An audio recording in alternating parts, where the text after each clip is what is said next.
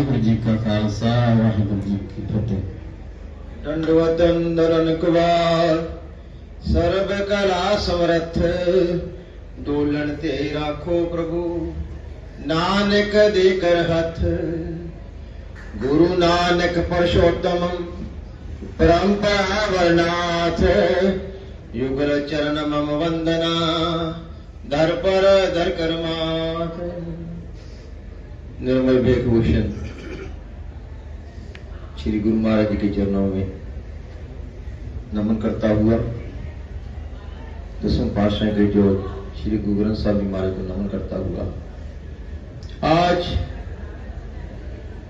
श्री गुरु गोविंद सिंह जी का जो पंचमी का श्री नूर पंचायती अखाड़े में भंडारे का संत समागम का आयोजन रखा है। मुझे लगता है जितनी बातें हुई है हमको श्री गुरु गोविंद सिंह जी के जानने, श्री गुरु गोविंद सिंह जी महाराज को जानने के लिए बाल्याकाल से लेके लास्ट तक जाना पड़ेगा। देश में अब तक जो बोला गया, सुना गया, पढ़ा गया, लिखा गया वो बड़ा विचार नहीं होगा। जब विश्व के लेवल में जाते हैं और चर्चा करते हो कहते हैं बात क्या हमें पता नहीं चल रहा। जैसे श्री गुरु महाराज जी का पटना साहब में जन्म हुआ, बाल गोविंद राय जी, और 9 वर्ष की आयु तक बाल गोविंद राय, 9 वर्ष की आयु में गुरु गद्दी पे विराजमान श्री गुरु गोविंद राय जी, और श्री गुरु गोविंद राय जी 9 वर्ष की आयु में 1699 में जन्म हुआ। 1675 में 9 वर्ष की आयु में श्री गुरु गोविंद राय जी गुरु गद्दी पे विराजमान हुए। वह श्री गुरु गोविंद राय जी 1675 से लेके 11 साल पूरी साधना में और पूरे विश्व को प्रोटेक्ट को जानते हुए कि भौगोलिक स्थिति क्या है, सामाजिक स्थिति क्या है, धार्मिक स्थिति क्या है, वह श्री गुरु गोविंद राय जी इस निष्कर्ष पे आए कि 1675 से लेकर 11 वर्ष के इस निष्कर्ष पे आए कि हमको अब संस्कृत की ओर जाना है, क्योंकि स्वयं संस्कृत के विद्वान थे। श्री गुरु गोविंद राय जी के द्वारा 1686 में यह भी एक बड़ा विचारणीय विषय, क्योंकि मैं जब स्कॉलरों में जाके बैठता हूं, यूनिवर्सिटियों के प्रोफेसर में बैठता हूं, वाइस चांसलर में बैठता हूं, प्रश्न पूछते हैं 1686 तो है, तिथि और मिति क्या है? तिथि और मिति हमारे पास थोड़ा कहीं ना कहीं विचार होता है। 1686 में श्री गुरु गोविंद राय जी ने निर्मल पंथ की स्थापना की मूर्त रूप में।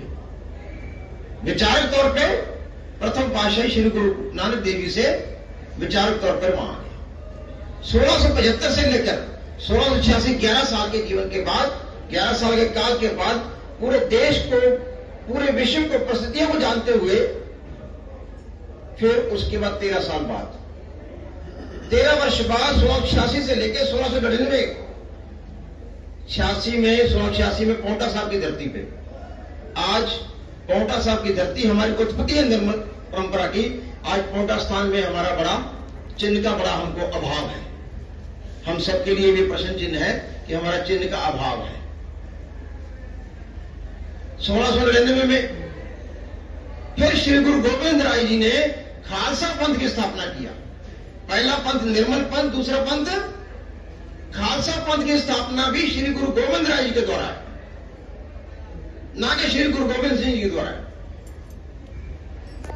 5 प्यारों का अमृत संचार करने के बाद, अमृत संचार करने के बाद उन 5 प्यारों से फिर श्री गुरु गोविंद राय जी स्वयं अमृत पान करके श्री गुरु गोविंद सिंह जी कहलाए।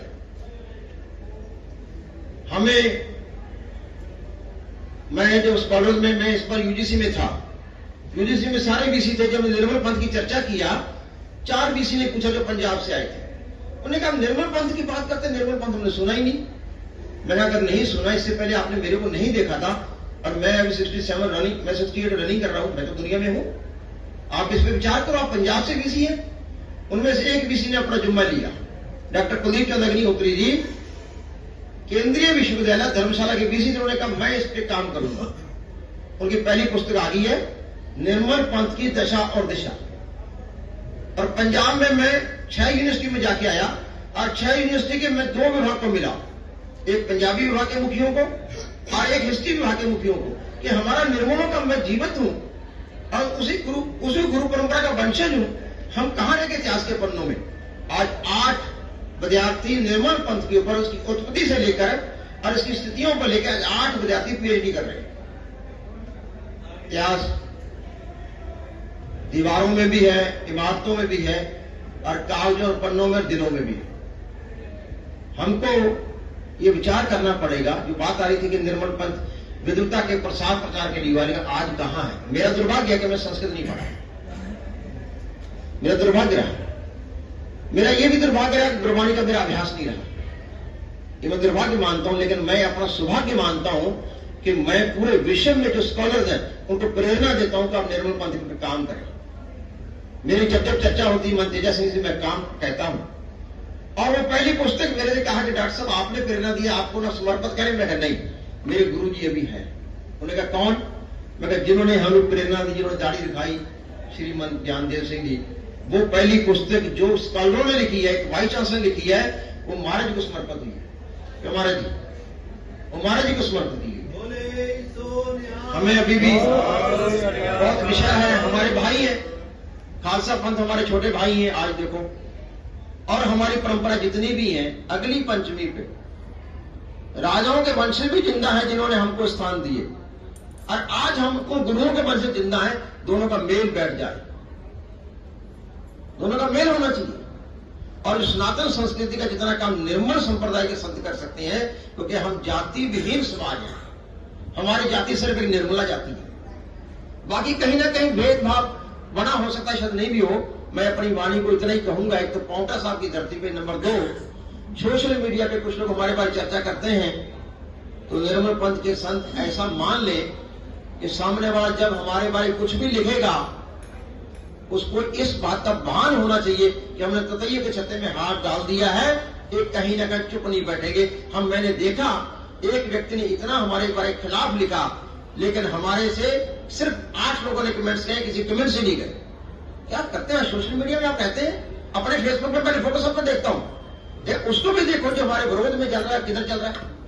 मैं ज्यादा कुछ ना कहता हूं, हमारे चरणों में ही प्रार्थना करता हूं कि महाराज जी हमको बल दो, शक्ति दो, और सबको स्मृति भी दो कि जो हमारा रूप पहले था, आज से 15 वर्ष पहले देखता था, और जिस पंथ की ओर मैं आकर्षित होकर आया, आज जो पंथ जिधर जा रहा है, उस विद्वान ने भी एक लाइन लिख दी उस किताब में कि आज पंथ आपकी लड़ाई झगड़े में इतना बटा हुआ है जिसकी कल्पना नहीं की जा सकती। मैसेज ये जा रहा है, मैं कहूंगा कि हम पास्ट जो बीत गया सो बीत गया, वर्तमान की चिंता करते हुए भविष्य का नींव निर्माण कर दें, और भविष्य हमारा उज्जवल है। आज हमारे बीच में आचार्य महामंडलेश्वर साक्षी जी महाराज, हमारे प्रवक्तानंद जी महाराज, हमारे निर्मल बेग के विद्वान मन तेजा सिंह जी महाराज, हमारे सेक्रेटरी साहब कुफारी जी, डॉक्टर साध्वी सतप्रीत हरी जी को कभी साध स्वामी मत लगाया करो, थोड़ा साध्वी लगाया करो, क्योंकि देश में जितनी है वो साध्वी है। स्वामी जी थोड़ा सा अपन शब्दों पर बड़ा ध्यान देना है, क्यों? तो अच्छा है। इतना कहता हूं, अपनी वाणी को विराम देता हूं। बोले सो निहाल।